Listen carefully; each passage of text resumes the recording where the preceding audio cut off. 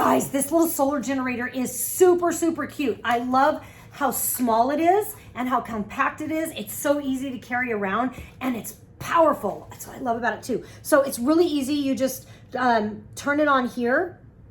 And this is going to show you exactly how many hours that you have and how much battery you have life. You can charge it in 3 different ways. It can connect to a solar panel. It can also connect to your car or through just regular DC. So you can charge it up in 3 different ways. It's got a really a bunch of different available chargers here. It's got your car charger.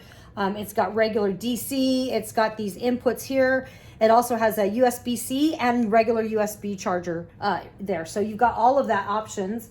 DC 12 volt right here, and you've got an input there. Then you also have a light right here. This light is super cute. Look at this. So it comes in a couple different colors. Let me turn it on. There we go. So you've got a regular color, like a warm color. You've got a light color. You've got this bluish color. You've got an option to change the colors if you want it changing. Look at the purple. I don't know if you can see it. It doesn't show in the video very well, but this is a nice purple color. Really pretty. So it shows you all the different colors. This gets a little darker purple. So really fun stuff.